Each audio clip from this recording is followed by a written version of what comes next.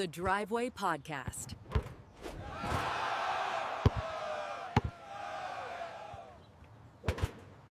So these were cards that this is another beauty. This is Kenny Lofton. Oh, nice. This is the 2000. So this is what the back looks like. And they Yeah. went from 2000 to 2004 or 5. So these were like, and then this one, this kid, Michael Rhodey, uh, he had this Barry Bonds. And you would get these at Gamers Paradise in Woodfield Mall. And this is the best. This is like the GOAT of the showdown cards.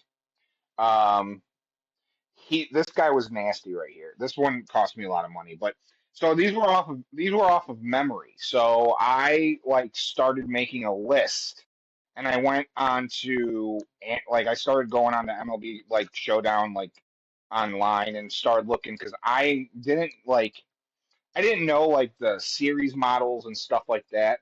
What I ended up knowing was I just remember pictures, you know what I mean? Because what you do is you would like literally put them in front of you when you play, like you're playing somebody, you would put like it's like a checkers board. And so I just like from my childhood, I just remembered all these pictures of these players, and I just was like, all right, uh I gotta get as many as I fucking can. So this is another one. This is kind of like a childhood thing. So this was my brother's best pitcher. Um, this is Pedro Martinez. Oh, damn. Okay. Dude, I And love like so the hologram on it. so they're hollow, yeah. And Yeah, it's I so used to clean. love I used to love the logos. Yeah. And you see like Control 5. And like there's something for everything because so like what you would do, so this guy's 5. And let's say you hold on, let me find the camera. So you'd roll, and let's say you get the advantage. You roll an 11, so that means 11 plus hmm 5 is 16. So, and the batter is like a 9, and he doesn't. The advantage goes to the pitcher. You would go off of this, and so basically on a 21-sided die, in order to not get out, he'd have to go. 21.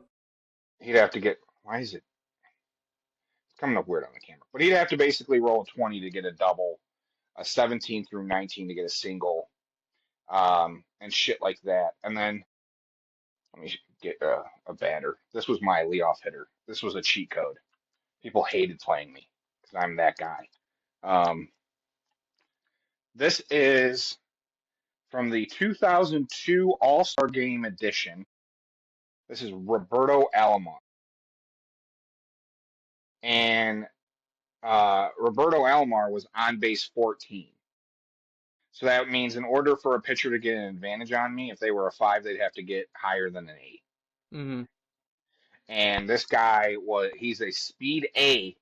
He is 23 speed. So literally, if he was a single, he was Pete Crow Armstrong. He was a cheat code. If you got a Yeah. single, you just steal Yeah. bases. Yeah. You'd have to look at your catcher's arm, and whatever your catcher's arm was, you'd have to roll to see if you got him, and hmm no one ever would. Um, so yeah, these were sick. And then they started doing the Hall of Fame edition. That's cool. How much did that Barry Bonds card run you back? Barry Bonds cost me $125. Okay. Okay. So it's Um, like I don't know the card in Pokemon or in Yu-Gi-Oh, but you could buy like a specific card that's gonna win you like most of your matches just strictly based on having this card. yeah, it's still a game of chance because you got to roll. There's not much strategy to it. But like basically, if your batter has really good stats, then he's gonna have really good fucking numbers. hmm Like here's another one. Anyone who there's Sox fans probably remember this guy. Trying not to fuck them up because they're very whimsy. So this is another one of my faves. OG Jim Edmonds. hmm Uh, I know he's a Cardinal, and I was just this gonna is say more. card. Yeah. Jim Edmonds, like can't really explain it to people who didn't grow up watching baseball in like the early 2000s. Jim Edmonds and Torrey Hunter were the most exciting fucking players. And then this guy was a division killer. As you can see, his background's Wrigley Yes, yeah. Field. Lance Berkman. Um, this is literally how I learned baseball names. And actually, it's funny because my knowledge for baseball has gone down. Are the dogs fucking up my audio? No, it's okay. I hear him, Um, but no, it's not that bad. yeah, but my knowledge for baseball players, like this is how I memorize names. Yeah. I just go through baseball cards. Uh this is Ichiro. Oh, Chiro, yeah.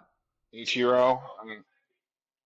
This is Montreal Expos Vladimir Guerrero. Wow. Fucking sick. Yeah, that's pretty neat. This is, but like, look at that fucking Expos. Yeah. Such a clean card. I miss that fucking franchise, low key. Any traction on that coming back, you think? A lot of leagues nowadays in the US are talking expansion. Yeah, if they expand MLB right now, the expansion team that everyone's talking about is Salt Lake City. Okay. So Yeah. I don't know, apparently that's a done deal. Because I guess Salt Lake City has a really high selling minor league team, and they're a really Salt Lake City's kind of like a sneaky good sports town. Mm-hmm. Like they're really hungry for good sports, and that's been the rumor. And then they've also talked a little bit about doing a Mexico City team. There's a lot of traction with that, yes. A lot of Most teams traction talking there. about But I don't know if you ever been to Montreal. That it's really sad. Olympic Stadium literally was falling apart when they were playing there, but now it's literally like it has growth growing out of it. that. It's Deserted. looks like a dystopian fucking Mm-hmm. stadium. I was just in Montreal.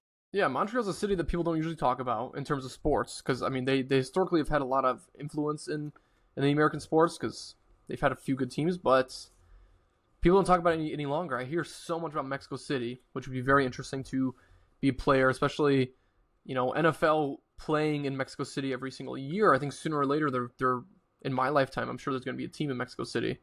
That'd be an interesting era. Yeah. The first Well, team, the first NFL team to be outside the U.S.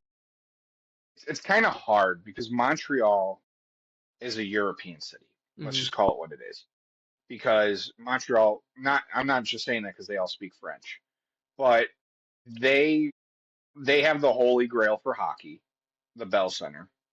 Um, if you're making a bucket list of like things you got to experience, a hockey game at the Bell Center for the Yeah, Canadians is that's like cool. a must. I went last February, and it was actually the game where the Canadian fans were booing. It was like The when they national were playing anthem. the Hurricanes.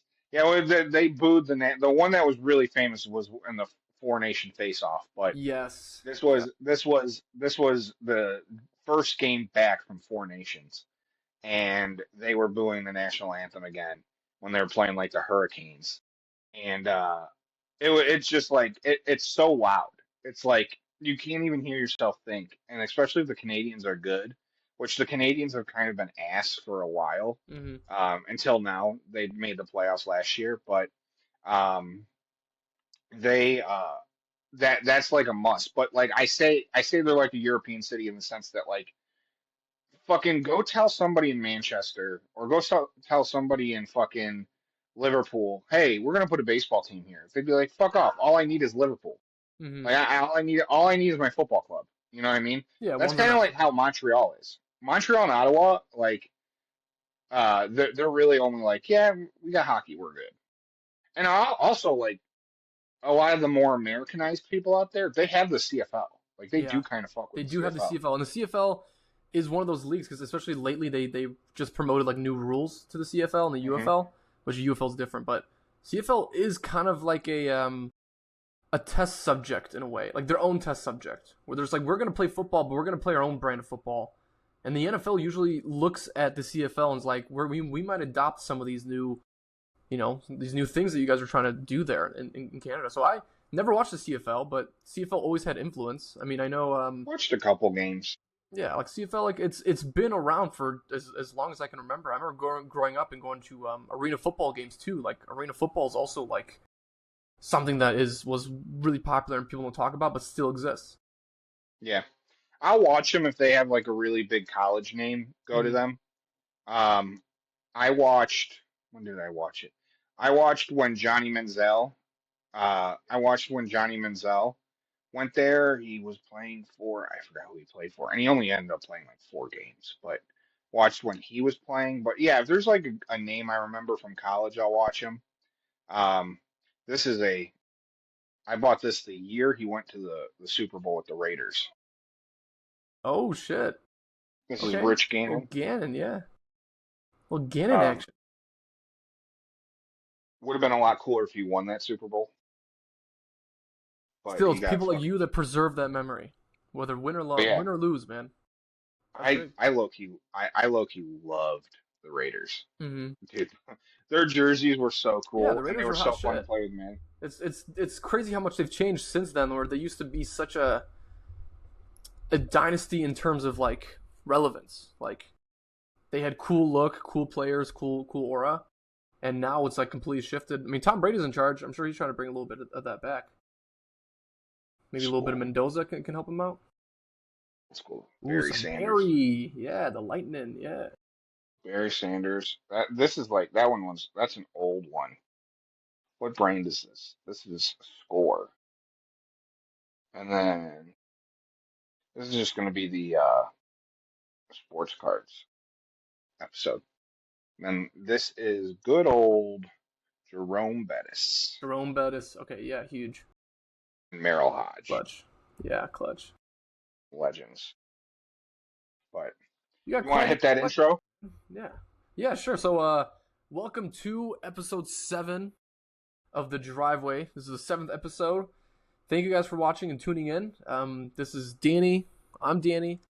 And we have a bit of a few random topics to go over. Obviously, we've been talking about cards just because we covered cards on the last episode. And we're just going to show off a little bit of what we have and what we love. And randomly throughout the episode, we might bring out other cards because we have nothing much to talk about. I mean, I think a good segue to start with, since we're on the topic of hockey, I think we can cover a little bit of what the impressive win was for the United States over the Canadians in the Olympic final. That was quite the incredible game. Unfortunately, I didn't wake up for the entirety of it. I did only watch like midway through the second period and the rest on, so I didn't get to catch the first period much because it was 7 in the morning. But incredible, classic game. First win for the U.S. First gold medal since the '80s, since the Miracle Team. Man, did you catch the game? What'd you think? Yeah, this was good practice for me because 7 a.m. is nothing. The next couple weeks, I'm gonna have to be waking up at 5 a.m. to watch the World Baseball Classic. Yes, the World Baseball Uh, Classic. Yeah, it's gonna be tough. I'm not gonna lie, it's gonna be tough because the games start at 5 a.m. But yeah, then like Japan, the last round of Japanese games in Tokyo go on at fucking 10. yeah. So it's like it's like you're gonna be going to bed at 1 a.m., waking up at 5. It's gonna be brutal. But yeah, no, I But what a woke up. crazy cool schedule, though, right? Like how awesome is it you get to watch baseball for like an entire day? Yeah. I love it. I love it. The World Baseball Classic is one of those. Also, it's completely different. Like the U.S. is not the best hockey team. That's why this was so Hmm. special. They're not the best. Canada's better. Sweden damn near is just as good as we are from a talent perspective. Finland's right there with us. They won the gold, I think, the last Olympics 2022. Hmm. And then Russia. Russia's banned, but Yeah, right. Russia, their national team is just as good as the Americans. If they were in this, it would be a completely different story. But so like the U.S. is like we're not a powerhouse. So when we win, it's important. It's huge because Hmm. we like we're sometimes Canada. People saw that game. Like Team Canada was crying, but they were right. They did beat the shit out of us for fucking like a quarter and a half. Um, but it was really awesome. And it just sucks because everyone makes it so political after Jack Hughes scored, and then it was like this whole Trump thing, and now like all these chicks, all these girls are getting really into like yeah, he said that joke about like the female hockey team. Yeah. I'm not the person who should be talking about women's sports. I am not. I have a very horrible and probably cancelable perspective of women's sports. Ladies, I tried. I tried. I That's all tried that really matters. That's all they I want. tried Yeah. really hard, but WNBA, women's MMA, it Mhm. sucks. It is a horrible product. They like it's just not fun to watch. And don't get me wrong, I'm patriotic. I fucking love that the US women kick the shit out of those teams. But look, when you're fucking outscoring your opponents 27-2, right? Like Yeah, you own it. Yeah, it's like. you, you kick the shit out of everyone, and you almost blew it. You Mhm. you almost lost to a team you beat 5-0. So, um, yeah, I don't know. I the only women's like team and sport that I really do enjoy is women's national team, the soccer team. I Yeah, really do women's enjoy national team. I watching also it. love women's college softball. I think that's a very, very fun thing. I Oh, remember fuck yeah, growing up on fuck Sports yeah. Center, they would put that on for free. One of the only sports they'd usually have on for free. Right around the time where it's like, oh, I'd be waking up. So I always did enjoy watching like Tennessee teams, Wichita State, hmm women's softball. That was always a really cool classic to watch in the morning. Women's tennis too. Women's tennis Women's tennis, goaded, is really yes, fun. yeah. Is really go. Yeah, I will argue, and I'm not saying from a strength perspective, but or all the shit, people are like this whole fucking is she a man, is she a woman type of shit, like the whole political thing. Look, I understand men like when they did the Alcaraz versus Serena Williams, she lost like really badly, but Hmm. women's tennis is so fucking fun to watch compared to men's because like just the sounds they make, the intensity, and they always fucking yell at the ref too. Yeah, And like the arrogance of of like male tennis players kind of annoys me. I kind of agree with you. Yeah, you Like feel it. it's like chill, dude. You know what I mean? Hmm. Like I get you're good at this one niche sport, but I like you're I compare them a lot to like F1 drivers, where it's like F1 is obviously a completely different sport, and that's a way more dangerous sport. But I look at it the same way as like they treat themselves as royalty, they and they think they're don't the even have to be shit. Yeah. winners. They don't have to be winners. It's just that hey, I'm ranked 75th in the world, and I'm playing at the Australian Open, right? It's like, Yeah, and it's like for F1 drivers, like there's not much like you guys are doing basically what fucking NASCAR people are doing. hmm, And look at our NASCAR fans. They're literally yeah, they're literally trash. hmm. They're literally like they're literally like I know bottom of the barrel American. I Like worked a lot of NASCAR events last year. I worked one in the Poconos, and I worked one in Phoenix Raceway.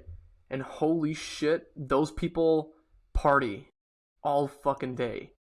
And they all bring their own it's not booze. partying. They're all in sandals. They're all completely sunbirds. No one's phone's charged. Like they're just lost. Like they just sit in the chair for 3 days. Yeah, it's not partying if you're always drunk. That's a good There's point. no That's such a thing. good There's point. no such thing as partying if you're fucking just If you're always drunk. always And those drunk, that's people are all those people are always fucking drunk. I'm gonna steal that. That's a really good point. You can't be Like partying if you're always drunk. Yeah. I like NASCAR is one like kind of like a WWE event where like Mhm. everyone at the arena you can there's either three ways they're gonna die, either by diabetes, heart disease, or some type of like alcohol related incident. Um, you, That I'm yeah, not trying to be mean, that but they're checks all out. just No, fucking it's fat drunk. They're all just fat, stupid, drunk people. Like I'm not trying to be I'm not trying to be mean. yeah. I mean, I really am listen, this not. is what the I podcast is really am for. not. This is what the podcast is But for, man. like We're when here you to watch branch out. You know what you don't see in NASCAR and WWE? You don't see the hot girl camera that you see in college football, where they Yeah, like yeah, show you a supermodel. You know why? Because they can't fucking find one. exactly. No, that's a good point. There's no supermodel sitting there watching fucking Daytona Not gonna show 500. some shirtless drunk dude passed out. Yeah, they're at the fucking beat. Yeah, they're not going to show Myrtle fucking up on the 300 level who's been drunk since Tuesday and it's Saturday. Yeah, And, you know, he's broken every OSHA violation at his job. because he's drunk at work and he Yeah. does something crazy fucking like important and unsafe, like driving like some type of transfer vehicle. Yeah. You know what I mean? It's actually quite alarming if you ever like drive, because I do a lot of like overnight drives because I'm kind of like a weird sicko where I like will drive 3 states over to go see a sporting event Mm. because Chicago prices, like I pay less in the gas money to drive to Indy or to drive to like Cincy than to fucking go to an event in Chicago because of the prices. Mm-hmm. Still a fun When trip you're though. driving home, oh dude, it's fun trip, but like at 2 in the morning when you stop to take a shit or a piss at a truck stop, the Yeah. amount of dudes clearly drinking and driving in those fucking semi trucks, Yeah. Tough to like think about. Yeah. Old Dominion and hey, uh, Old Dominion and fucking what is it? ABF is it the other one? I think it's Like ABF. Yeah. close your ears. But like go to one of those truck stops at 2 o'clock in the morning, and Yeah. you'll see just hammered fucking fat white dudes, or like the immobile black guy getting out of his truck. They're You all on you ever the see like the they all have like crutches or yeah. walkers or something. Yeah. It's like My new favorite is the millennial truck driver. It's yeah. like some ripped black dude with like a really well-groomed beard, and he's Mm-hmm. just like he does like crunches after he park Yeah. when he He parks has the up. You know what I radio mean? everywhere. Yeah, like he's like sitting in Yeah, line at the gas station with the radio on. And he's fucking buff as shit. And he has like a dog, like a Chihuahua.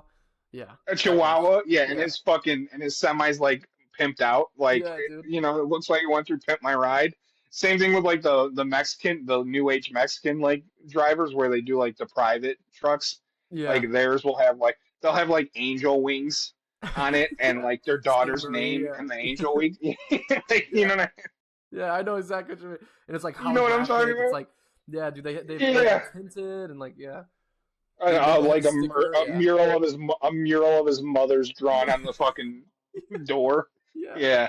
Yeah. Exactly. Yeah. Exactly. Oh, Underglow. dude. Yeah, I get it. I get it. That's And it's very but it's typical. always sick. It's always sick. Yeah. Like I'll pull up at 2 in the morning and they have like it literally looks like a podcast studio in their fucking semi. Yeah.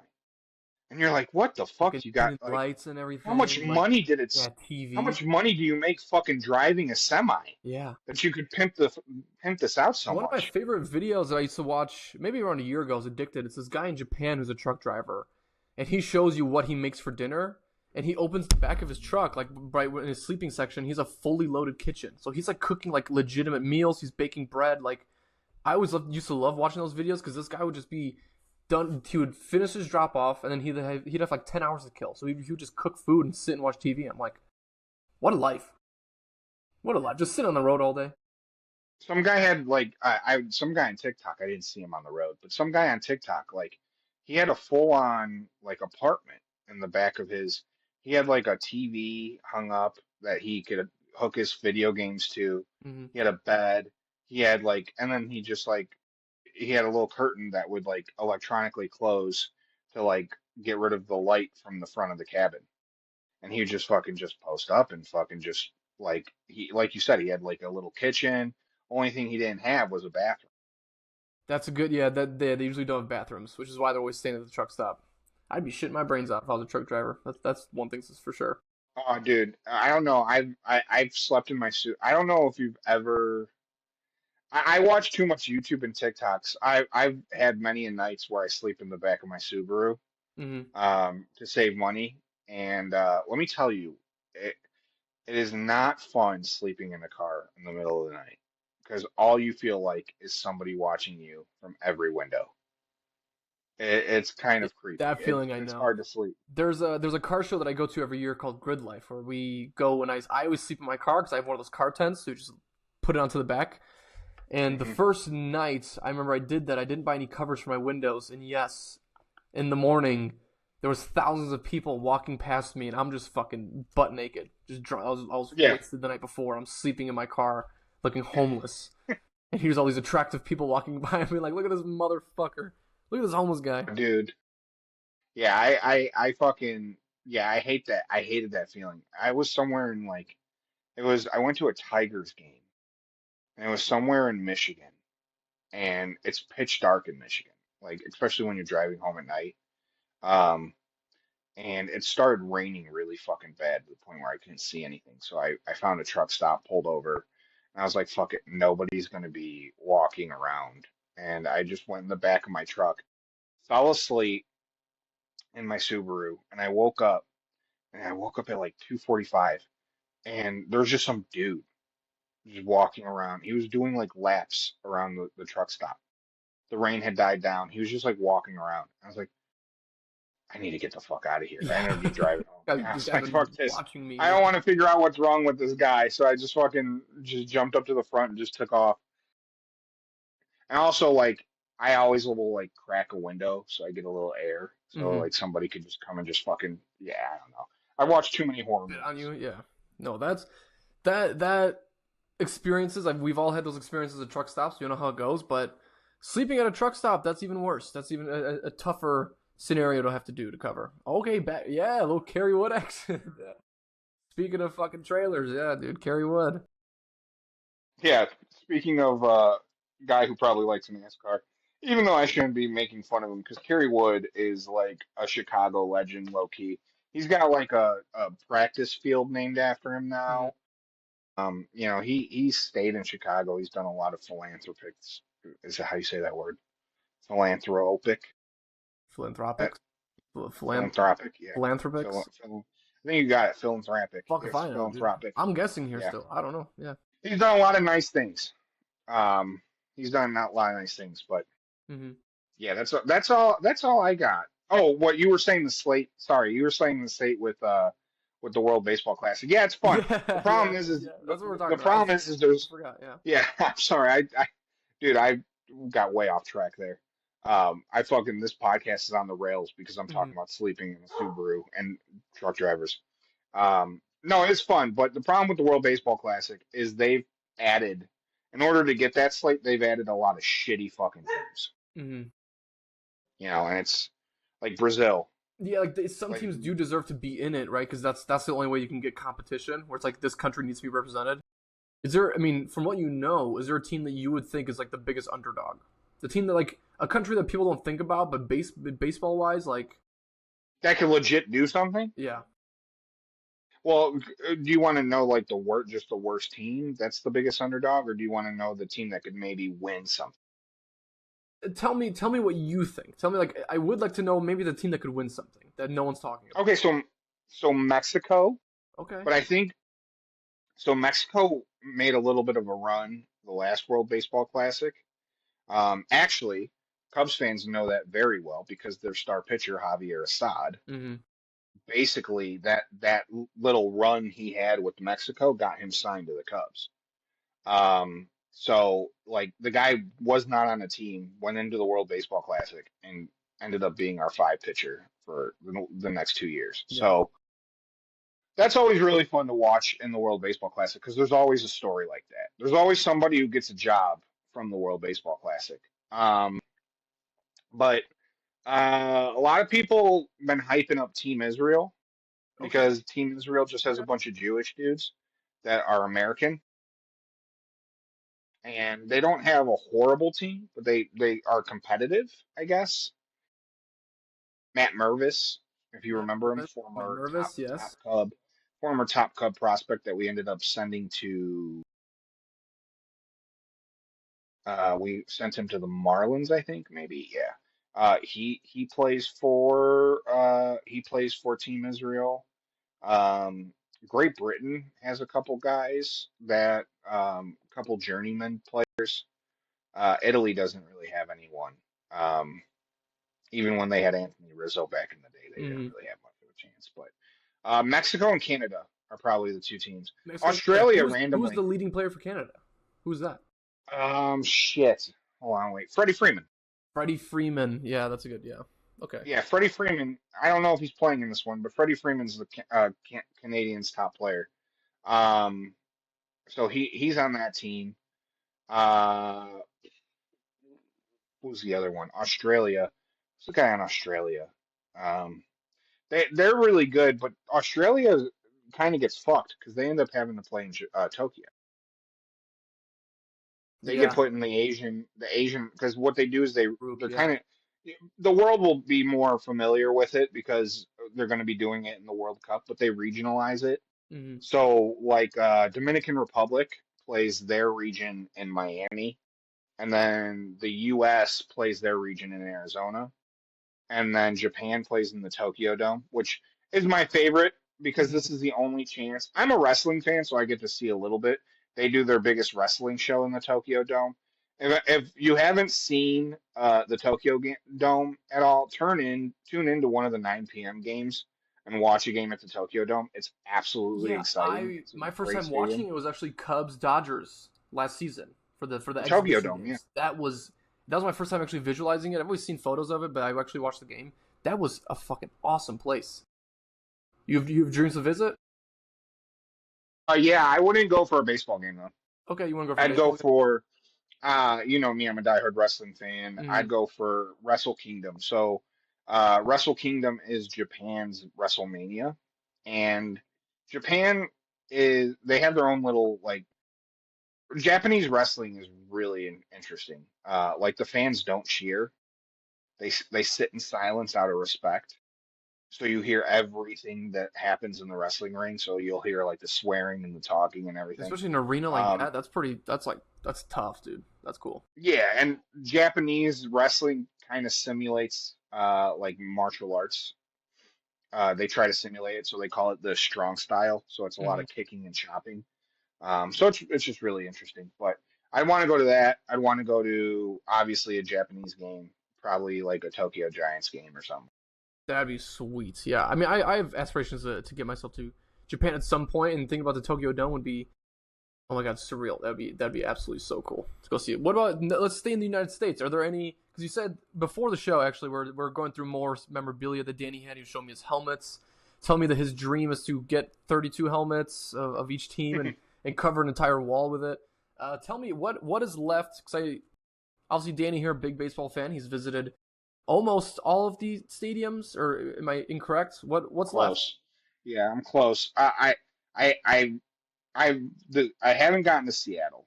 Okay. I not just the baseball game. I just haven't gotten to that part of the. It's cheaper to fly to Ireland than it is to fly to Seattle now, which is crazy. It's crazy to think. Like you can fly to England and Ireland for cheaper than staying in fucking America. So I haven't been to Seattle. I haven't been to the Marlins. Um, and then I got to go back to Texas. I've went to a bunch of Rangers games, but I just haven't gone to the new one. They just built a new stadium. Hmm. Um, And how does that work for you when a team moves or a team builds a new stadium? Do you count that, or do sucks. you add one? Do you add another? It's just another stadium I have to go to. It makes me so fucking mad. Hmm. It makes me so fucking mad. Like if I fly like that, that's why I didn't go to Oakland Yeah, I was just when I about went to to ask. the Giants game. Hmm. When I went to the Giants game, I had an opportunity to go to an A's game when they were still playing in Oakland, and I just said fucking no because I knew they were going to tear it down. That's why I haven't gone to a Rays game, Yeah, and it sucks because it like, they're going to end up demolishing the fucking stadium. They're not going to keep it up. Although the Rangers did. That ballpark in Arlington is still there, but that was always a really tough. It was always a really tough stadium to see a baseball game in. Too big. It was way too big. And anyone who knows about sitting outside in Texas in June, swamp ass. I'll swamp. just say that. Yeah, It's yeah. hot as fuck. I have never felt heat like seeing a summer baseball game at a Rangers game. That's what it It's felt like. hot, It must be dude. tough being a Diamondbacks fan because I feel like No, that's sitting. inside. That's indoors. That's Oh, that's indoors. indoors. Oh, the Diamondbacks play Yeah. indoors Chase then. Field's indoors. They have a fucking pool in the outfield. Interesting. Yeah. Yeah, that's indoors. That's a sick stadium. But it's not the best. It is not the best stadium in Arizona. I'll Okay. put you on here. I'll put you on some inside baseball, folks. If you ever fucking get out to Arizona, obviously spring training's fun because it's like one big party. It's like a music festival for baseball fans Hmm. because you could just like pop around to baseball games at different stadiums, and they got like food trucks and shit like that. And they got like wrestling matches and like the fucking over by the concessions. It's awesome. Sloan Park, can't recommend it enough. It's Park. such a fun time for the Cubs spring training out in Tempe. But Tempe, go to an Arizona State baseball game. So the reason why I say that ASU built their stadium into like the desert, like like the desert mountains a little bit. Like it's look up the ASU baseball stadium. It's kind of like a mini Red Rocks.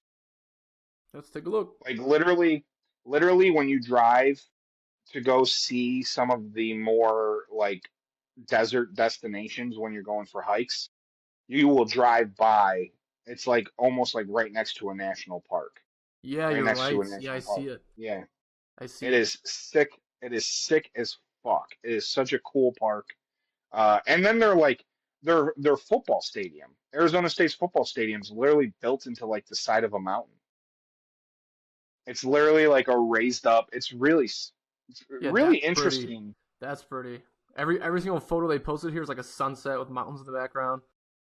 It's Yeah. gorgeous. And you know it's sick because locals go to that stadium and they go to Arizona State baseball games more than they go to Diamondbacks games. Hmm. Because if you've ever been to Arizona, it's a pain in the fucking ass to drive around.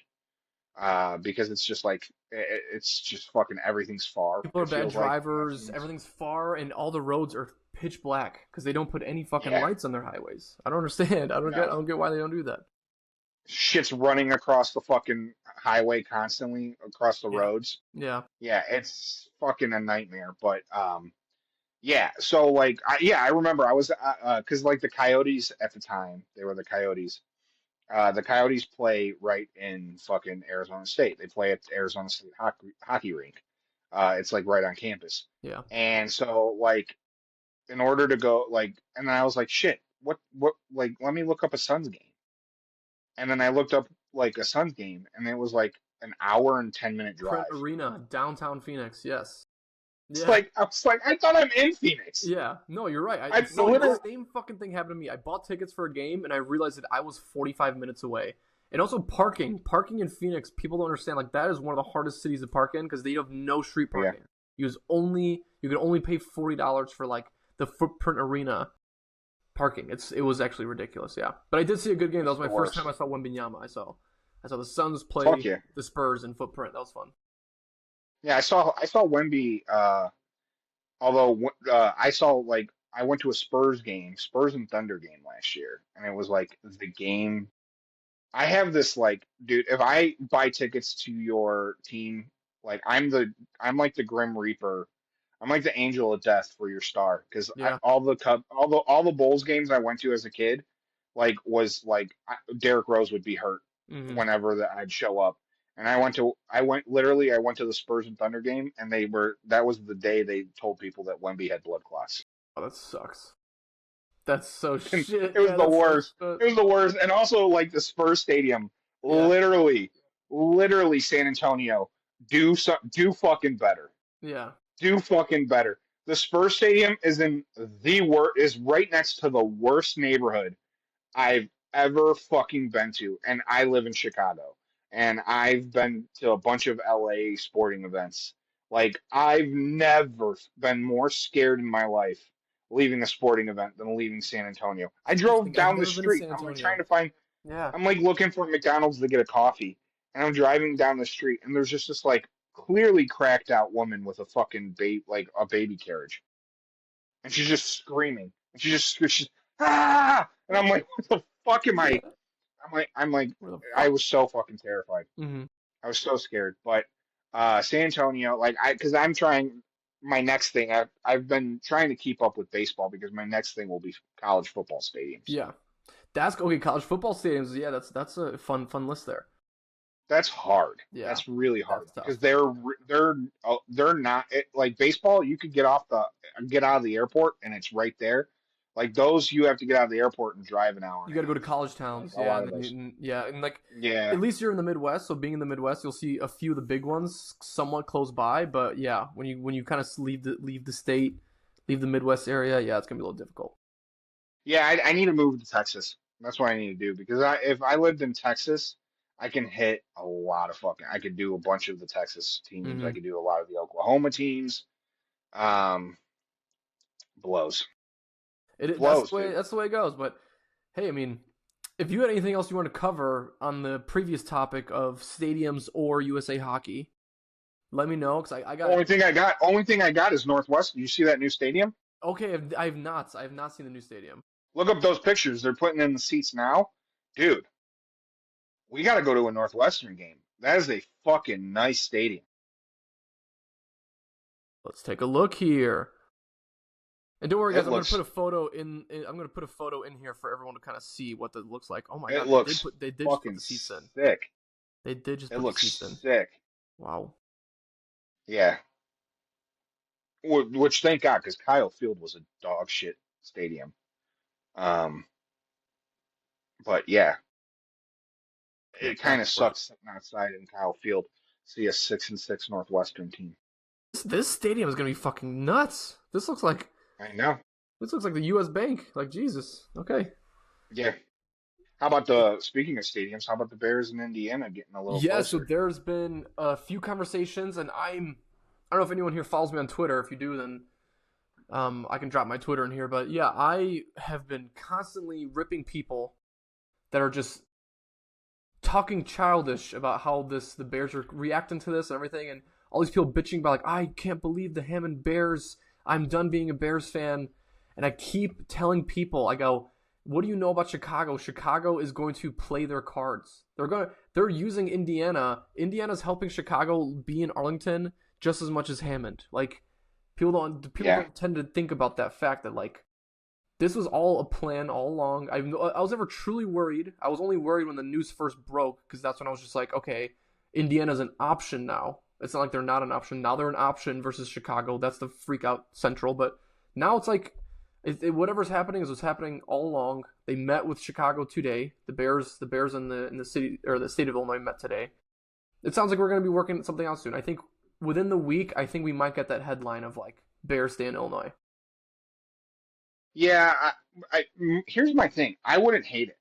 So I wouldn't hate us going to Indiana, and here's the reason: is like a lot of people who been, obviously you're going to get the stupid fucking jokes, but um, a lot of people just roasting and talking a bunch of shit and oh, the Indiana Bears. What people don't realize if you don't grow up here, Hammond and Gary are essentially Chicago. It's a part of Land. Chicago, yeah.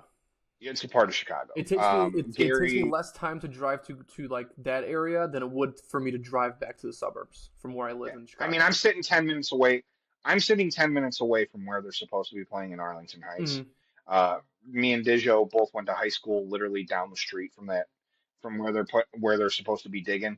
Um, Literally, that will take you an hour and a half to get to if you're in Chicago. Hmm. Hammond and Gary, literally, Gary is literally the next highway exit when you pass the White Sox Stadium is Gary, Hmm. and Hammond is not too far after that. So what that would do, because I think they were saying the Gary Bears, The Cary Bears. Gary, Gary is such a disaster of a city that literally like that part of the area is still bleeding into the south side. They've done a lot of, I hate to say it, but they've done a lot of gentrification in the south side. But like they've done a lot of rebuilding in a lot of areas in the south side. That's why a lot of those prices have gone up. And a lot of like hipsters have moved into those areas.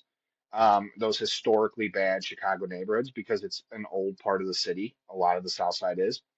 Um, but Gary is a historical city.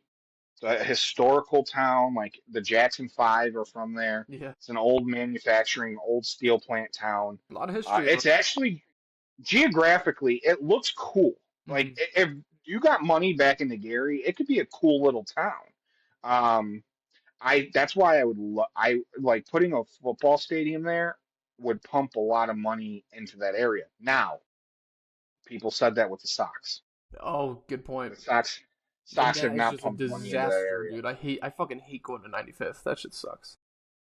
But the only good thing about it is Sox games are like $5-10. Yes, $5 and nobody's on the train, and literally you can walk in, no lines, no one's at concessions.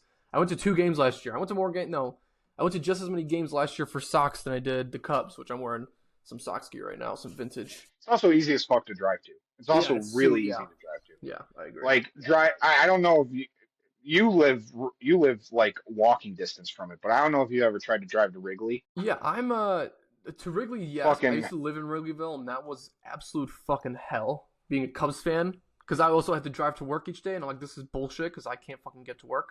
But I'm closest right now to United Center. I'm like walking, I Okay. don't know, but driving is maybe like 8 minutes, and then if I want to take the bus, it's like 22. So I've tried to go to a lot of Bulls. United Center is another one. Really good parking situation in Mhm. UC.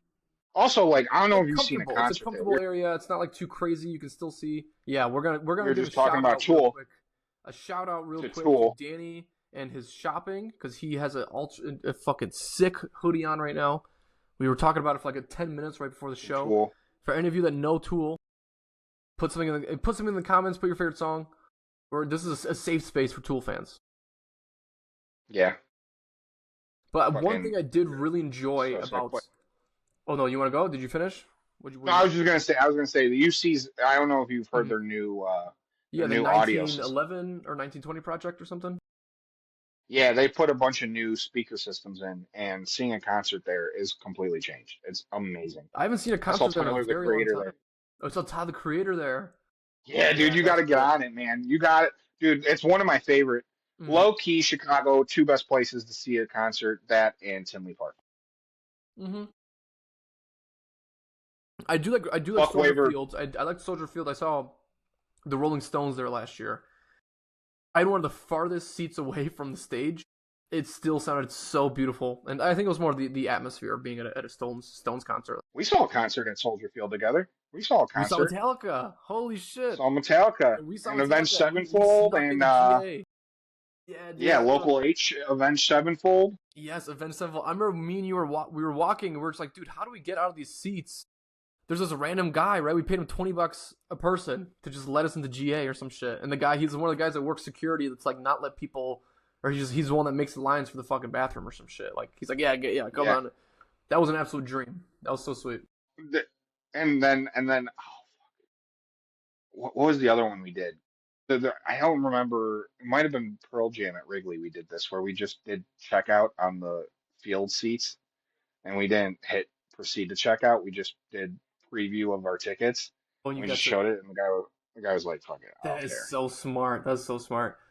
We have a Yeah. trick like that occasionally for Cubs games, where me and my friend will go. We'll wait for the first two innings, and then we'll screenshot a ticket, and then that's the time when like there's no one at the front, so they're just like, oh yeah, like come on in, like fuck it. Dude, literally, the Cubs game have like an Epstein Island. Mm-hmm. Yeah. They have like their version. The Cubs have like their version of the Epstein Islands. So I had a supplier who who gave me Cubs tickets to the 1700 or like the 1920 clubs or 1901 clubs. It's literally the clubs underneath the field. Yeah. And literally, I go down there and it's all rich people. All rich people. Literally, the only people who own those seats are like rich season ticket holders or corporate people, like companies. And you literally eat, it's all you can eat buffet, ton of fucking food. Ton of food. And then you go up and you sit right behind home plate. That's Like, that's the only way you could get one of those seats is if Yeah. you're in one of those clubs. Yeah. And literally, like, Tom Ricketts was walking by, shaking hands with the people that were there, and I'm like, dude, I'm is sitting next crazy, to yeah. some. I'm like, I'm sitting there, dude. Literally, I want to fucking know the names of the people because I swear to God, all the people I was sitting next to, if you looked up their names, they're on the Epstein files. Yeah, All 100%. the rich Right. I was fucks. just Oh, thinking. you know how much it costs to have a season ticket behind there? Yeah. It's like, those are like $1 million season tickets, dude. Yeah. Which is funny because growing up when we were kids, like season ticket holders were like 80-year-old dudes that were listening to the radio at And their those are people seats. that they gave them away too. It's like, oh my god, my uncle's a season ticket holder. He's giving us 10 tickets. And it's like, what the Yeah. fuck? Like, how do you like? He was like a cop that lived in one of those like Yeah. apartments across Yeah. the street, and his wife was at home letting people park in the alley, and that's how they were making money. Like, Yeah, I used to do it that just too was a for lot Cubs more. games. Yeah, like when people would show up, I used to post my parking spots. I was renting apartments. I was also renting a parking spot. It was like 10 blocks away from Wrigley, and I would put it up for $50 right before games and make quick $50 while my landlord wasn't looking. So that worked out for me. I mean, because that helped pay for my parking spot. So It's funny. I literally parked in a guy's garage. I could have been murdered. Some guy, like one time at a Cub game, a guy literally was like, "Hey, I got a parking spot for you." I was like, "Shit." literally drove me down an alley, and for $50, the guy parked me in his garage. And was like, "Yeah, just knock on my door like after the game. I'll try to be out here, but if I'm not, just walk up the stoop and knock on my back door." And Like, okay, literally, yeah, steal I your was like, fucking "All car. right, Yeah, cool." your car's gone. Luckily, I came back. Luckily, I came back. His garage door was open, so I was able to just pop in and drive Yeah, out. But um, yeah, it's like I just literally closed my super. I was like, "Am I gonna get my car back tonight? yeah, Am I gonna exactly. have to break into this guy's garage to get my car back?" Yeah, Like, dude. But that was so like funny. that was what Wrigley Field was back. Dude, Part of me we've done. misses living in Wrigley because I miss the atmosphere of post game where there was always something going on. Every bar was popping. I think the one thing I didn't like is that it wasn't a lot of Chicagoans at Cubs games. There was a lot of people from the suburbs, a lot of people from out of town. So when you went there, it was a lot of families. Like that's totally fine. Like I have no issue with that. But I do miss the atmosphere of Wrigleyville. Like that was going to Nisei Lounge, man. Going to Joe's on Broadway after a game. Absolutely thrilling Yeah, stuff. Such a good time. I remember me and my friend, my buddy who works at a dispensary. Me and him would always stop by the Sunnyside dispensary, so it's across the street from Wrigley. And the funniest part is that when he worked at Sunnyside, he was telling me all these players that after post game would walk into Sunnyside just picking up bud right after the game. And he's like he'd be selling them fucking $1,000 worth of weed. And then okay, that's I don't fucking like that. no, I don't that's like that you're smoking up my fucking team and making them play like fucking assholes. no, exactly. That's the I truth. That's the truth. That happens, and people don't realize that. It's like there's the dispensary across the street, and he's like, dude, people travel from other teams, and they'll come here and be like, holy shit, hold on, like game's over, we lost. Like, let me just stop by this dispensary real quick. Like, we're here for the weekend. That's some funny shit. There's no way I'd be a player and not pop into the fucking DraftKings Sportsbook bar too. Oh, dude, that's tough, right? Right? Right? Like It's, go to a UFC event. I don't know. Can they gamble on UFC events? I don't think they can gamble at all. I'm not sure if they can gamble at Oh all. fuck. Like Like that is realistically. like one of my. I do it once a year, but like that is one of my favorite places to watch a really good UFC card. It's just to go out there, booze up a little bit, and then they do like dude, I might go out there for March Madness. That's what I So might do. there's I forgot what it was. March 8th, they're playing at the UC. I forgot what two teams are playing. Tickets were $11, and for one ticket you get two games. March 8th? March 8th. I gotta look it up. But that was That's me and my buddies were literally going. that's like the last game of the season. I went to Elite Eight game at the UC. Kansas and Miami, the year they won the national title. That was That's a pretty gnarly. fun ass fucking. It was, dude. It was a gnarly game. Oh, I'm sitting back. Are Don't you mind my going to double this? chin. Are you going to this WWE Elimination Chamber at the UC? Yeah, I'm going Saturday, baby. Okay, okay. Yeah. Yeah, What's in the box? The Big Ten basketball tournament, the All Sessions Pass, $11, March 10th to March 15th. You pick one day, but you get to watch all the games that day. Yeah, I think Pretty sick. save your money though. Like if you got money to, because I think Chicago has a regional in the Mm-hmm. national tournament.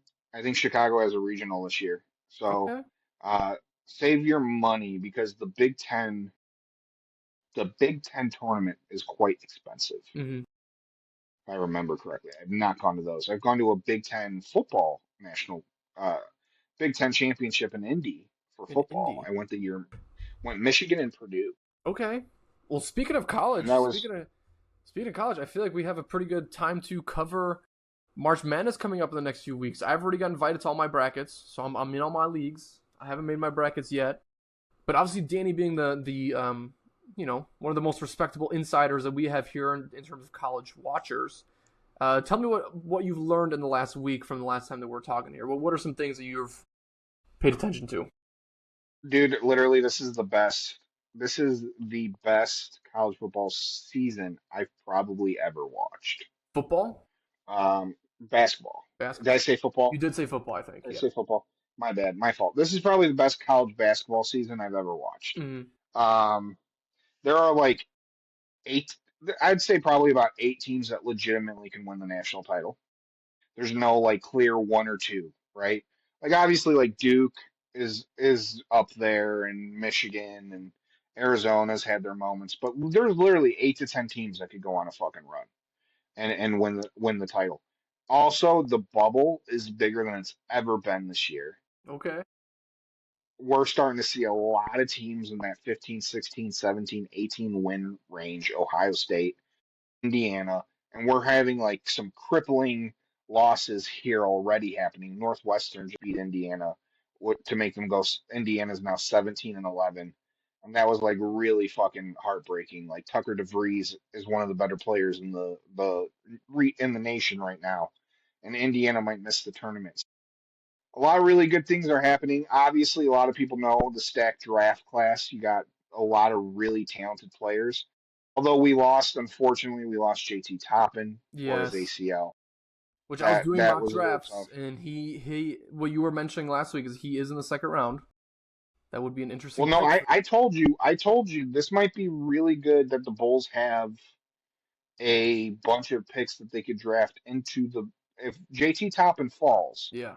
JT Toppin might fall around that and late first, um, because of this injury. I still don't think he will. I still think there will be a team that'll draft him and let him sit for a little while. Mm. Like if you're a Yeah, Lakers for full health. Yeah. Yeah. and he's around there at 18, take JT Toppin. He's got time. Let him sit. Let him heal up. It's a torn ACL. He'll be ready by uh, late December, early January of next year, and you could fit him into your playoff run. But that was really a bummer.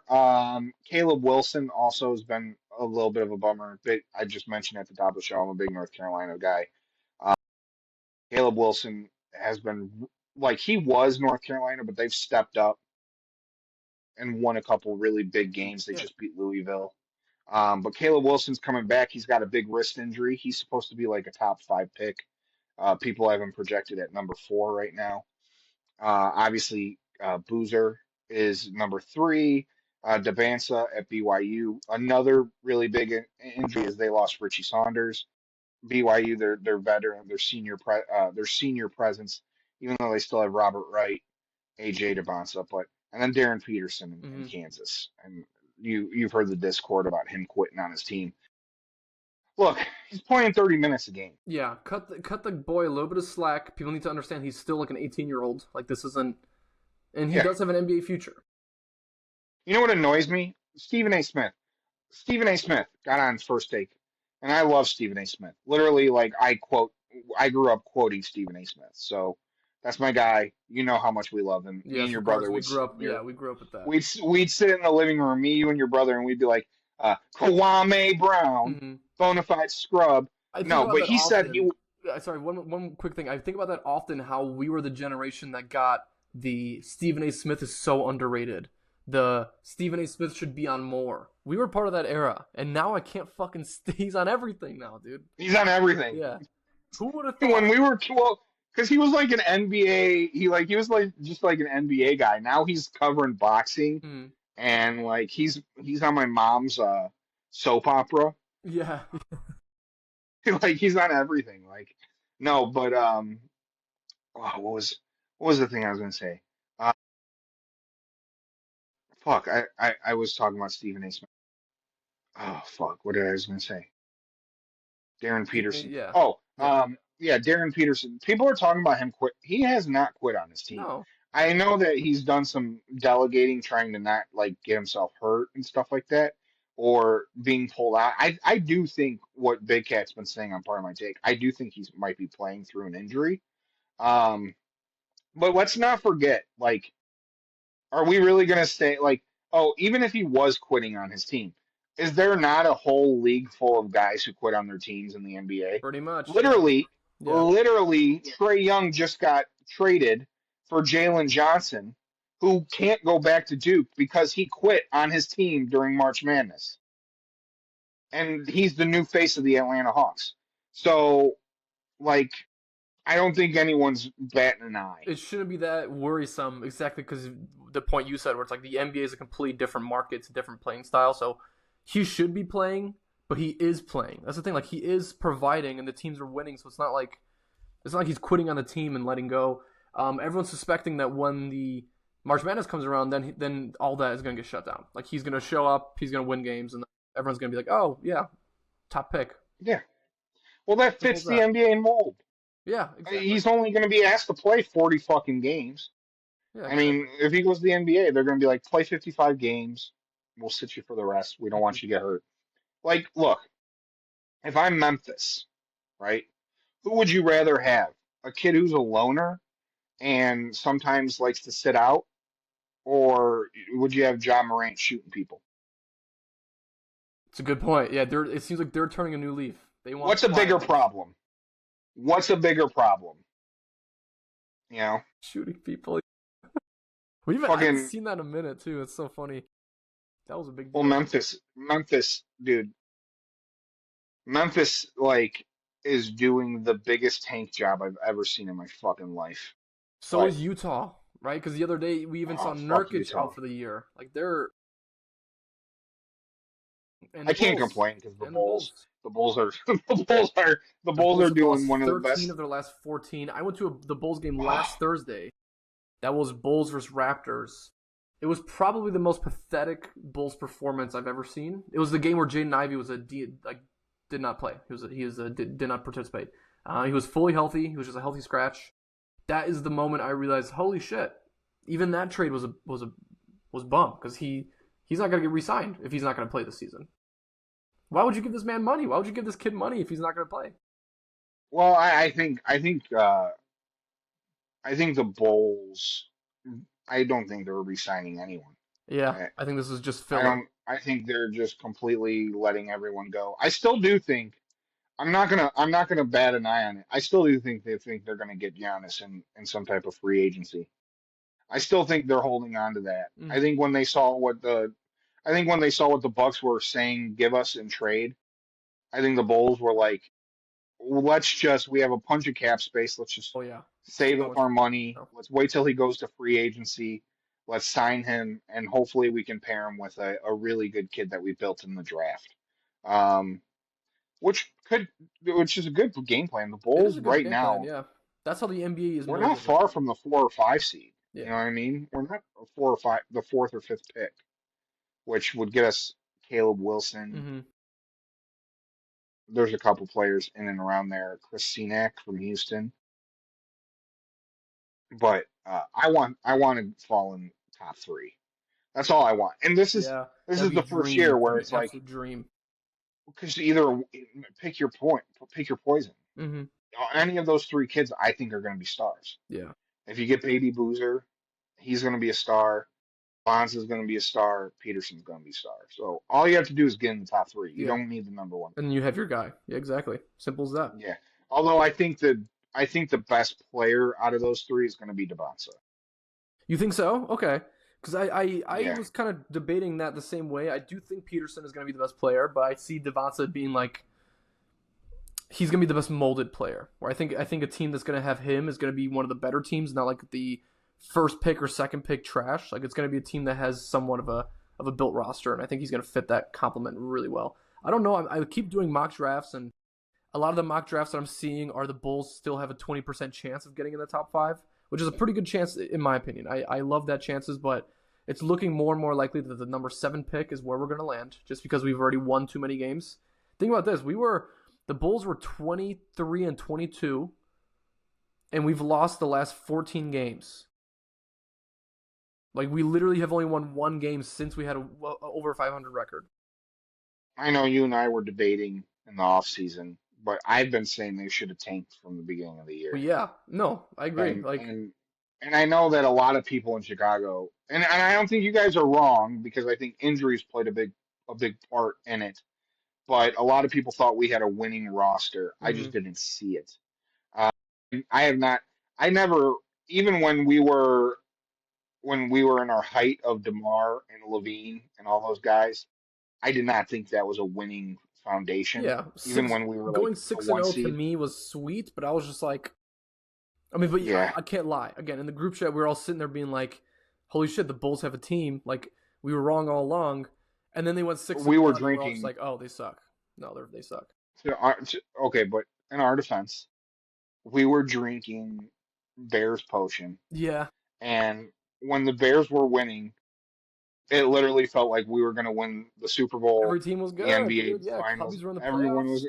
I was sitting there telling people that Connor Bedard was going to be the next fucking greatest hockey player, and the Blackhawks were going to win, and now we're last place again. We're a lottery pick again, Mm-hmm. so sucks. But yeah, no, dude, I kind of knew this was going to happen, but we're here, and Bulls got to just keep losing, Keep just losing. keep losing, man. Management keeps losing. Players keep losing. Casey Johnson had a report this morning about the questionable Billy Donovan's future, which I think is a good thing. It's a good thing to start questioning his future in the Bulls because we need some sort of change if it's anybody. I love Billy They're going to Donovan as a hire coach, his but son. yeah, they're gonna hire They're his going to son. hire his boy. Yeah, He's gonna take a GM spot, and they're gonna hire his son. man, And if I'm Billy never wants a gonna GM watch the spot, fucking that's Bulls fine. again. If Billy, in my opinion, probably would do a better job than what I'm watching from AK right now. I think a coach Yeah. GM situation is always smarter because these guys know players. Billy Donovan's Hey, no. Reinsdorf is 90 years old, boys. It's gonna We happen in are our lifetime. almost there. It's gonna happen in our lifetime. This guy cannot live forever. Yeah. Dude, because I was like this with Virginia McCaskey. I gotta stop wishing death on old people. Mm-hmm. I just gotta stop because I'm such a petty sports fan that when these old rich people just have your team in a stranglehold and no improvement is happening, I just get in crazy internet chat rooms where I start wishing death on 90-year-old people, and I I should started not looking be. up how expensive billboards are. Like I'm straight up like Oh, dude, a billboard across from O'Hare is like $60,000 if you want to stay up there for like just more than a month.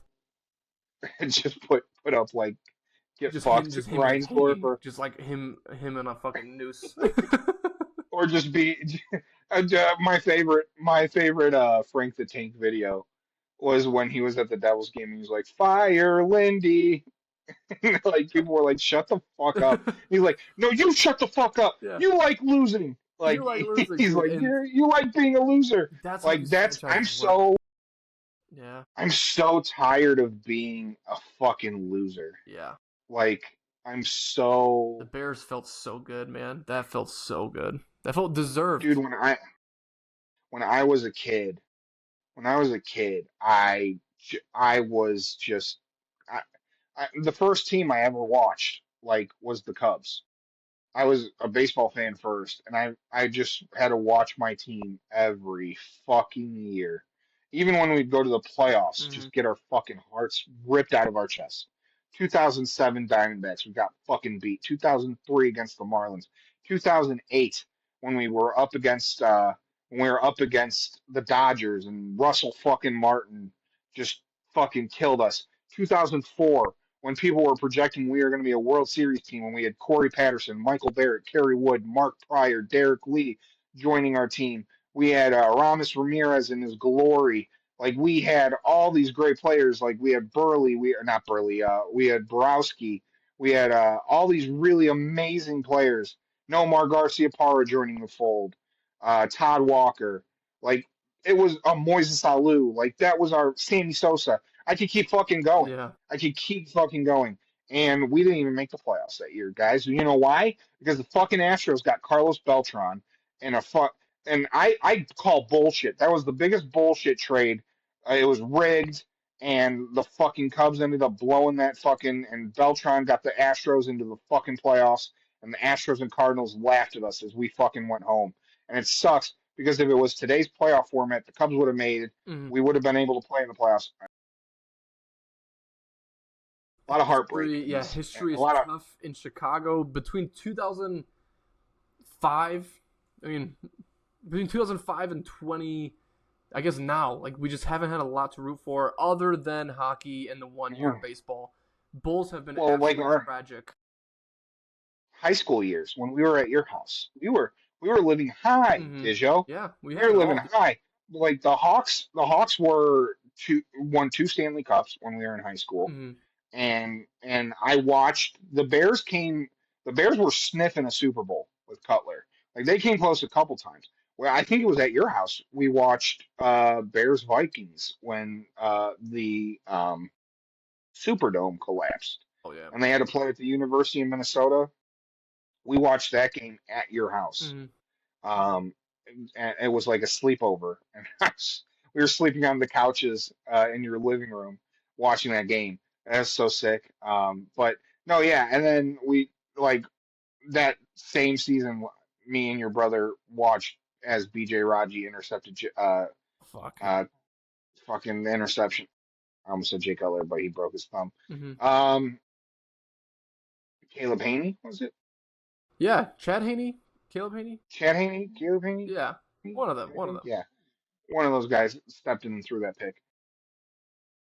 Yeah, so that just fucking blew. But we were right there, and then 2016 Cubs won the World Series. Exactly. So that's why I do have to slow my roll occasionally because at least we're not one of those cities that just can't sniff a playoff experience, right? But we do have a lot of good moments. I think it's just the pressure of where we're at right now and the history of teams like the Bulls and Bears that really it's so easy to turn a franchise around. Why does it look so hard? Why does it look so hard? Yeah, it doesn't fucking help that it's like we're watching nobodies. Yeah. We're watching small market teams win championships. Washington Nationals, fucking Oklahoma City Thunder. Mm-hmm. Like we're watching these like baby markets win fucking championships before the Bulls. Like, what are we fucking doing? Yeah. I think I have two more topics to cover here. One is a topic and one is the end question of the show. The last topic that I want to cover here is actually the game tonight is Detroit versus OKC. It is the 2-1 seed battles. Right now, Detroit is up 14 with the beginning of the fourth quarter. It is 94-80. This is a game where SGA is not playing. SGA has been hurt and he's been out for like the next 4 weeks, I believe. But this is a big statement game from Detroit. Tell me what you think. Is Detroit legit this year? Do you have any fears of Detroit? I don't know if fear is the right word. They don't feel they don't feel like a team that can win the championship. You know how you just have feelings about teams? Mm-hmm. Yeah. They just don't feel like a team that can go all the way. And it's funny because ESPN was comparing them to the Bulls team that we watched in high school, the D Rose teams, the Boozer and Ding. That team did not go to an NBA Finals. I personally, the team I really like in the East is Boston. Yeah, Boston. Um, Boston just kind of the way that dude they kicked the absolute shit out of the Lakers on was it Sunday that they did that? They just blew the Lakers out in LA. No, so I don't know. I think Detroit is probably the second best team in the East in my Okay. estimation Yeah, I would of agree like with who that. I my power rankings because I do think Boston has that pedigree. I do think they're a team that can go to the championship. I don't believe in the Knicks. I'm kind of giving up on Yeah, the the Knicks are Knicks. tied right now with Cleveland with the same record, 37 and 30, 37 and 22. They're fighting for the third and fourth seed. Detroit's sitting there at 40. Cleveland's interesting. Cleveland's interesting Yeah, with James Cleveland. Harden now. James Harden just got injured. He broke his wrist. Oh, Yeah. broke his wrist. Oh, Yeah, I fuck. think I might have the post still. I have to take a look here. No, I do not Oh have it up. shit. Yes, he Is broke. he out for season or is he out? How Let long? me take a look here. We can get some live updates. Yeah, if he's out for season, the Cavs might be due. Yeah, if he's out for the season, that is no Never bueno. mind. He Cavaliers star James Harden plans to play through his fractured right thumb. So it's not a wrist injury. That's my bad. And he plans to play through it. So that's. Listen, Must not be that bad. must not be that But bad, but I also know Harden in the playoffs, he can either shit the bed for you or he can put up 40. With a thumb injury, it might be a little bit harder for him to put up 40. But I like Cleveland. I like where you're going with this. I do like the team Cleveland. well, they're a good offensive team, but it doesn't help that you have two guys who are probably the biggest defensive liabilities in your backcourt, in Harden and Mitchell. Mm-hmm. Two guys who can't play defense at all. Uh, so I think that if you played a Knicks or a Boston or even a Detroit Pistons team that can exploit you with Cade Cunningham, Jalen Brown, Jalen Brunson. Uh, I think the advantage goes to those other three teams, Yeah, and then I agree. obviously I think you can't put I think you can't put the Knicks over Detroit just because Detroit's kicked the shit out of the Knicks in 3 straight games. Mm-hmm. So that's just where I'm at with that. But I don't know the Thunder are there. Yeah. Spurs, I'm starting to think are a problem. Yeah, Spurs definitely are a problem. Just being quite unguardable Mhm. with the best player in the world. I think Brandon Walker said this um, on mostly sports this week, but because I want to give credit where credit is due. Brandon Walker said that if he stays healthy, Wemby's going to win Defensive Player of the Year for the next Yeah. 10 to 15 years. Yeah. Yeah. Like Yeah. no one's going to come close to Defensive Mm-hmm. Player of the Year. He's just such a fucking monster. Mm-hmm. Like no one's going to touch him. Like who's going to? Maybe Jaren Jackson, maybe, but Yeah, it's a not really. good point. I mean, Wemby is the star that he is, and I'm surprised that the Spurs don't Shit. have a little bit of a better record to reflect how they're playing with SGA out right now. They're 3-0 against the Thunder this year, but it's going to be an exciting season to see how that plays out. Detroit, I must say, Detroit has had some fair teams in all sports, but this is probably the best team they've had in a while, being the first seed. So it's going to be exciting to see how they play in the playoffs. I mean, are they a reliable first seed? Like, let's say who would they realistically be playing first round right now? Right now, Detroit would play. They would play either Orlando, Miami, Atlanta, or Charlotte. Which my guess is that it's gonna look a little bit more like Orlando or Miami. Orlando would be fun. Mm-hmm. But Orlando, I don't know what Orlando needs to get over the hump. Mm-hmm. They've always Like, fell short a little bit, which is so weird to think because we saved their franchise. The Bulls saved their franchise, and they still can't figure it out. you know what's funny? Even the seasons that they were like a lottery team, Mm-hmm. they always have had a competitive roster. Like they've always had good players. It's not like Washington where they just like you're like who the fuck who's Bub Carrington? Yeah, I have him on my fantasy team. Like Yeah, yeah, you're like who the fuck is yeah. Bub Carrington? Like no, they've always had names that you know, Mm-hmm. but they just like they always seem to fall fucking short. But Miami, look, Miami is tough, man. Like Spurs a tough they're opponent. Yeah. Bam Adebayo might be one of the best most underrated players in the NBA right now. I mean, I know that he's a perennial all-star and talked about as one of the best players of the game, but a lot of casual fans don't even know who the fuck he is. And I said casual fans, not like diehard fans. Like fans like you and me know who he is. Mm-hmm. People who just watch their favorite team 15, 20 times a year, they probably don't know who Bam is, you know. But no, I think Detroit. I think it's going to be a cakewalk. I think what's really fun about this season is the top. If you took the I, top 3 seeds, if you took the top 3 seeds from each conference, Mm-hmm. it's a toss up to who It wins, really is a who can toss up. win. Yeah, that's true. You know, Yeah. like you can make a case for again 10 teams of why they can win an NBA championship. Mm-hmm.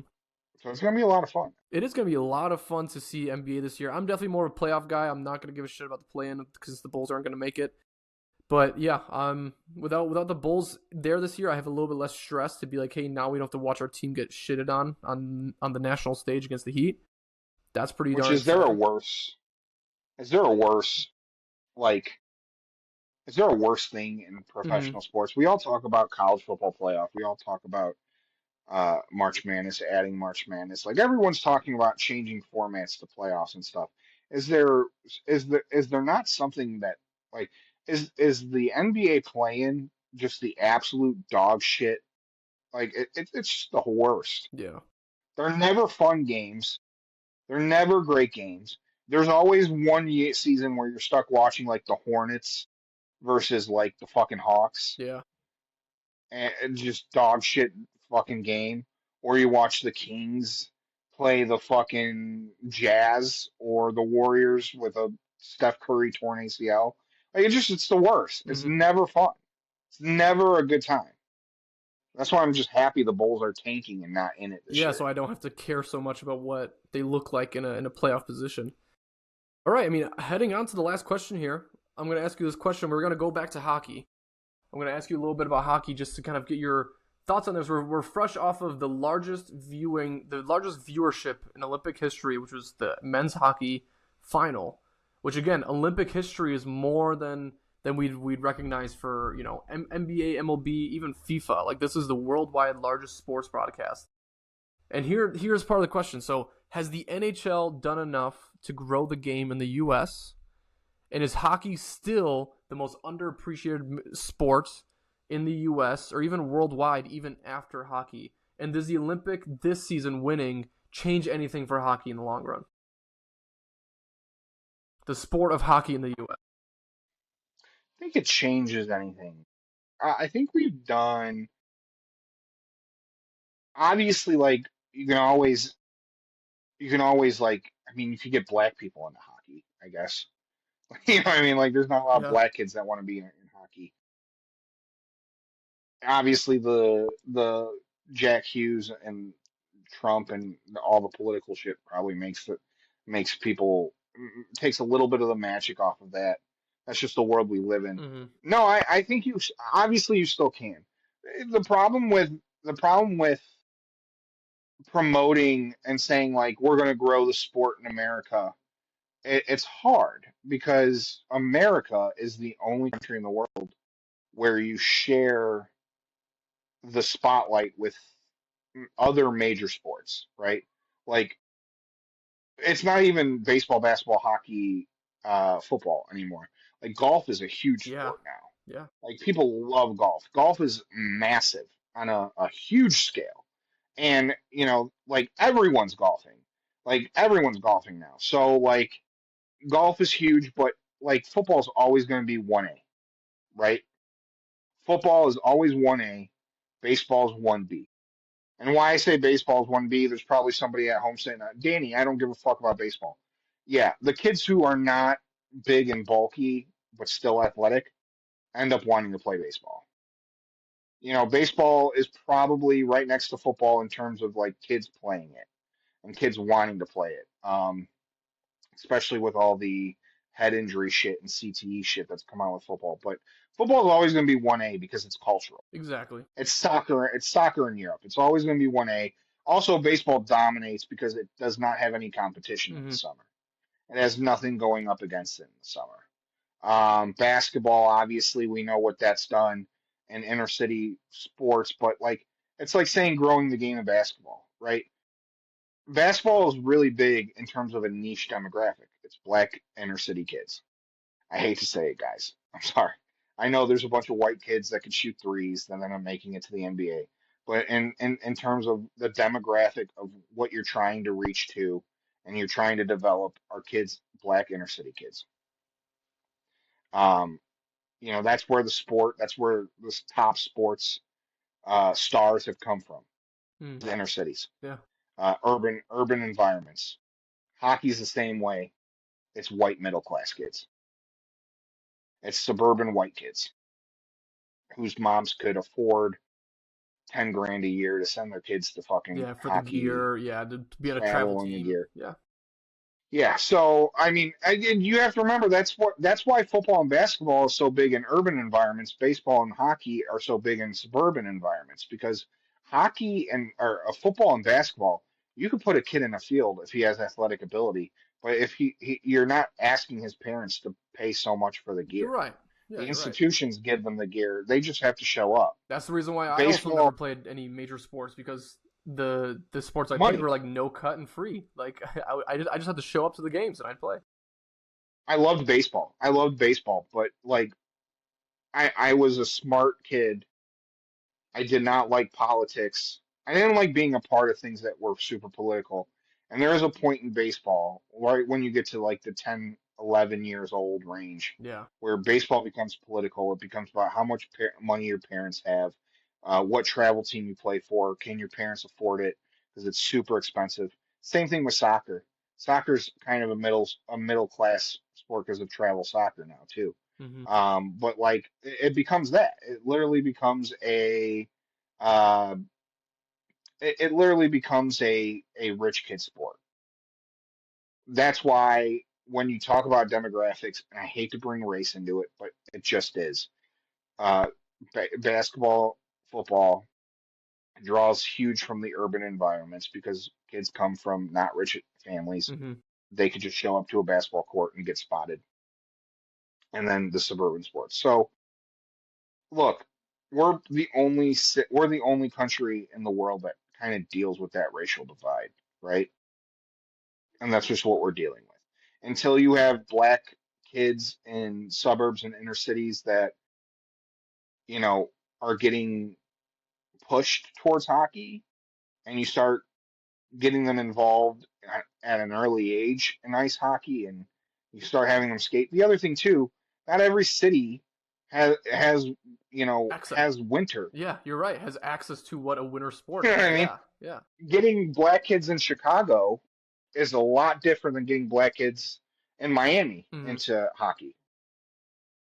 You're It's so just right. like Yeah, that's ur a good point. urban if you're living in South Beach in an urban environment, you want to hang out with big booty Latinas and you want to play football or basketball at the U or Florida State. You didn't grow up dreaming to be playing for the Florida fucking Panthers.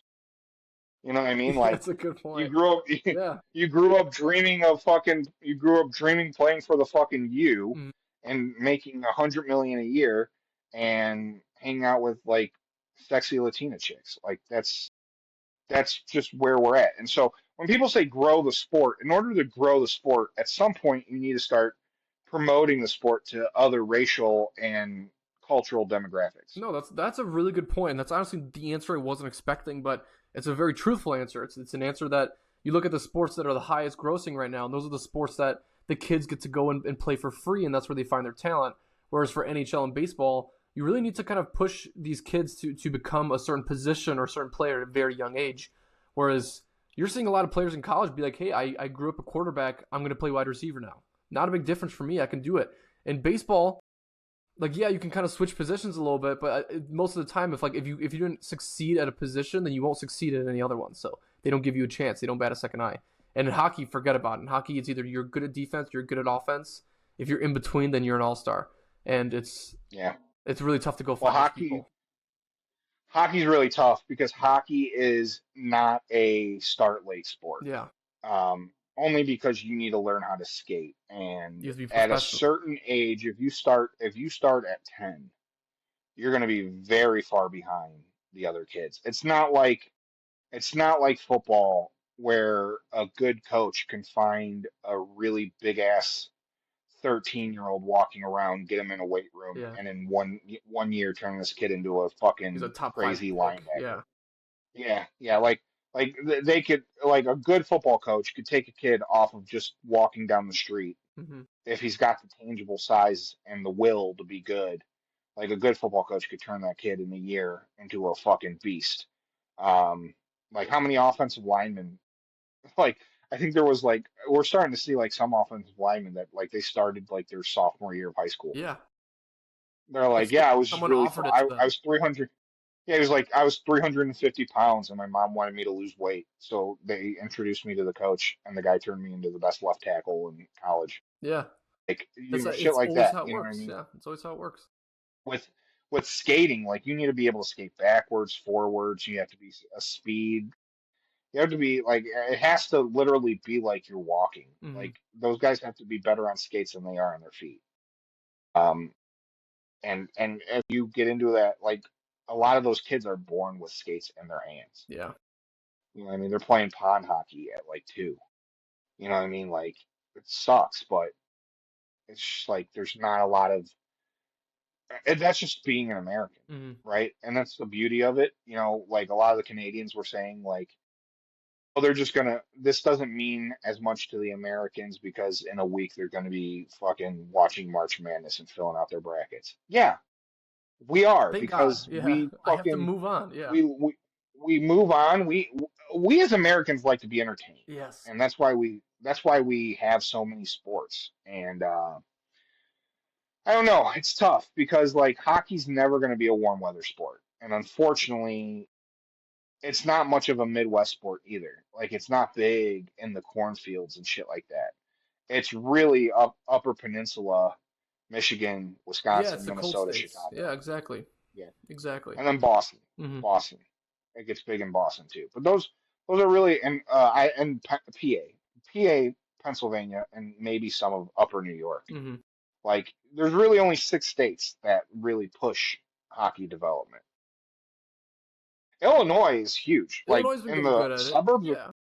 well, in the suburbs of Chicago, between here and Rockford, there's so many different levels of hockey development. Yeah. So, but it is the sport in Canada. It is the sport, and that's exactly why this championship run is so darn important. But Danny, I want to thank you because that answer spectacular. I thought you gave a wonderful answer and insight into that last question here to finish off the show. And if you had any other closing remarks, then go. Nobody hired on any network is going to have the balls to say hockey can't grow in America until they have black kids play. That's a good point. Yeah, that's a good point. You can't say it on Fox, but until you have black kids playing hockey, you're not growing the sport because hey, there's a lot of black people in America. Yes, and so it's like in different. Aside from that, it's like you want athletes. You want athletes in the sport, and if you look at the best athletes of every sport right now, it's not the white kids. Like you want the best athletes on earth, and it's exactly what you said. Where it's all about growing the game in different directions, not always like vertically. Sometimes it's about growing it horizontally. It's about growing larger in a sense of your viewership and the people that trusts the process to watch. Like it's a lot of that. But my favorite Bill Burr joke of all time is it's in his special that he shot in England. I think it was like Paper Tiger or something like that on Netflix. He tells England, he goes, you guys aren't, he was talking shit about them and he was like talking about soccer and he's just like, just wait till American black people give a fuck about soccer. No, exactly. And he's like, you guys won't be talking. He's like, you guys won't be talking shit anymore. Yeah. We're gonna fucking kill all of you. Yeah. And that's so true. You watch like the men's soccer team, it's like fucking like little white guys running around. And it's like, dude, imagine like Saquon Barkley if he gave a fuck about soccer. Like, what are you gonna do to Saquon Barkley? Yeah.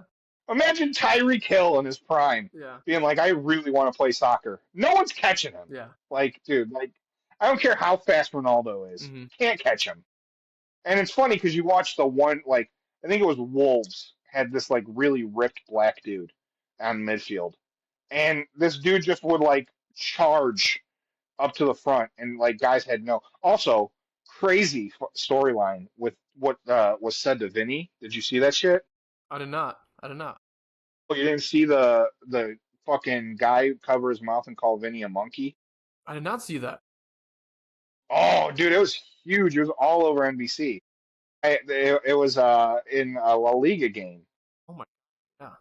Not see that. One of the players, I forgot his name. He was either a Spanish, he was either a Latin player or an Italian player. I can't tell the difference with his name. His name kind of looks Italian, but the guy kind of looked Latin. But he closed his mouth. He went like this up to Vinny, and he said something, and like all the players around him, Mbappe, who's also a black guy, went fucking nuts. And after the game, they were like, after the game, the one guy called it spot on. I don't know if you ever watched the Peacock group that sit there. They have a gentleman who was on Liverpool. I forget his name. But he explained it, saying that, yeah, there's only one thing that guy could have said that would make Vinny go fucking mad like that. For sure. And that's a slur was said. And then eventually it started coming out. And then it's never good when you're being accused of using a racial slur and you're like, no, I didn't call him a racial slur. I called him a homophobic slur. Oh, yeah. And it's like, yeah, dude. You just saved it. Wow, so you're going to, you saved it. No, so then Mbappe came in and cleared it up and was like, yeah, he called him a monkey.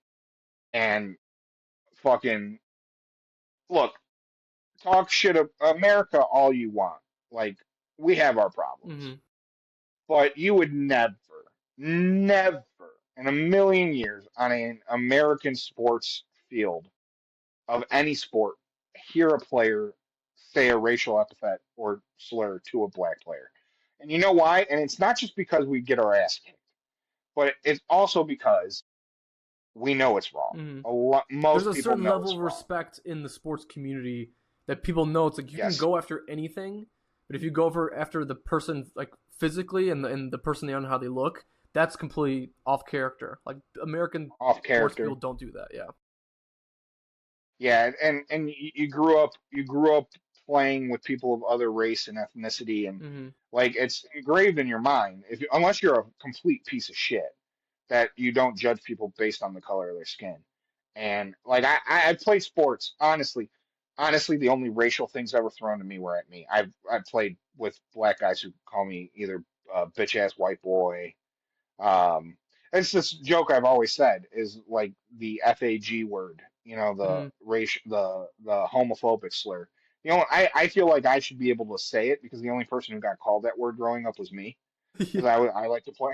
I played basketball in basketball Yeah. gym Good point. and Good like point. all the black kids.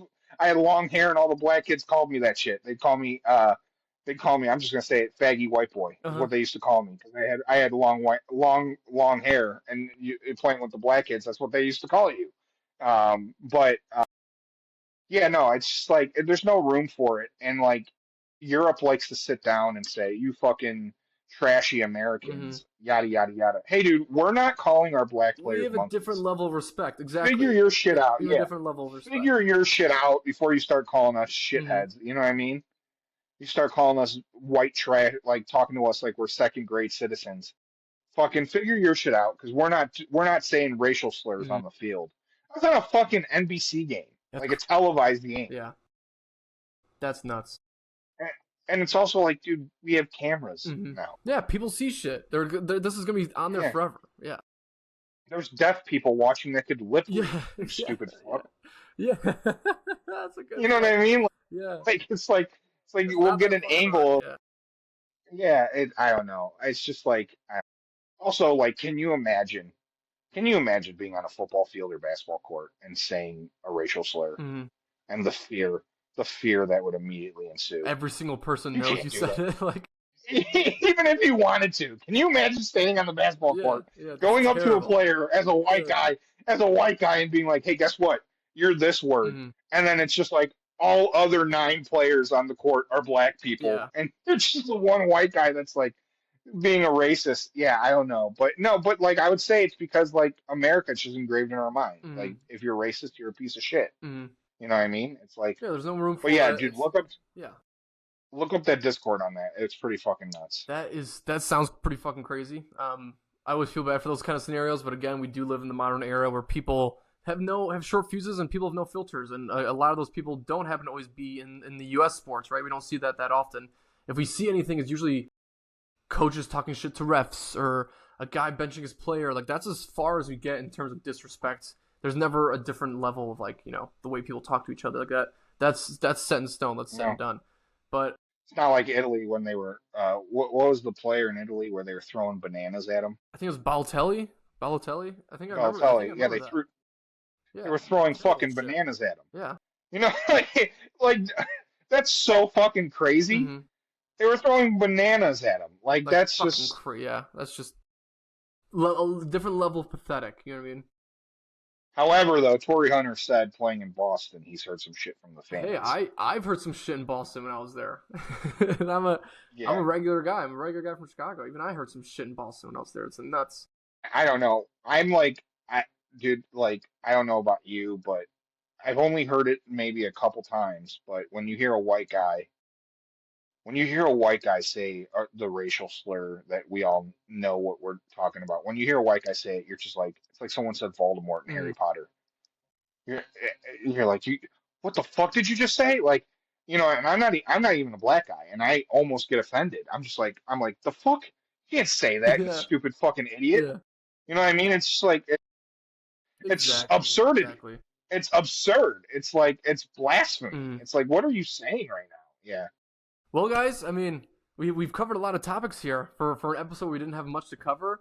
Danny, I'll give you the floor one last time if you wanted to kind of put any last remarks on things that we've talked about today, any sports news or any things of interest coming up in the next week that people should stay tuned for before we come back next Wednesday. What do you got thrown on? No. Just quick power rankings for Olympics. Um, I'm just gonna run through it real quick. I won't spend too much time. Alyssa Liu, shout out. People are still people. TikTok, she's still all over TikTok. Um, Michaela Schifrin, awesome comeback story. Fourth gold medal. Jordan Stoltz, amazing speed skating. Um, U.S. hockey, Jack Hughes, man, awesome. Eileen Gu, super hot. Can't believe she chose China. Um, Pinheiro Braithen, didn't even know they ski in Brazil. Yeah, Sick. sick. Breezy Johnson, everyone talked about Lindsey Vonn. No She breathing. fucking died. And the same fucking event that Lindsey Vonn died, Breezy Johnson won. Um, I'm gonna fuck up his name. Maybe you're better with hard European names than I am. Um, but King Clabo, Johannes Oh yeah, Hosflot Weibo. Yeah, Clabo, he is now he is now the most decorated winter athlete of all time. gold Um, medals which is in cross country skiing. gold medals, Yeah. cross country skiing, sick as fuck, sick as fuck. That's the guy that people saw on they saw him on video when he was running uphill in skis under a 6 minute mile, Hmm. running uphill, which is just fucking nuts. Um, and then my last one that I had was that Italian girl, Federica Brigioni.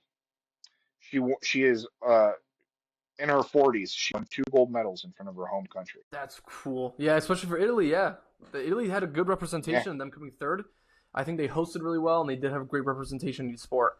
I did enjoy watching them. I'm I'm gonna sound like a hater. I'm gonna do my quick five most disappointing Okay, let's hear it. athletes. Shout out five Canadian hockey. You suck.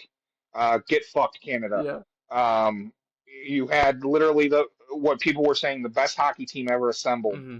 and you lost to the Americans, and then you complained about it, and you still are crying about it, and you're talking about 3-on-3 overtime when the only way you got to the final was winning a 3-on-3 overtime. Yeah. Get fucked. Canada sucks. Uh, you should just join America and be America North. Hmm. America Um, North. America. Lindsey Vaughn. Yeah, Lindsey Vonn. Yeah. Lindsey Vaughn. I'm conflicted on this. She went out on her shield. Shout out. I was really hoping to see a redemption, like her kind of like farewell tour, where she at least wins one. She almost lost her fucking leg. Uh, just disappointing, and happened right away. It was in the trials, like so that sucked.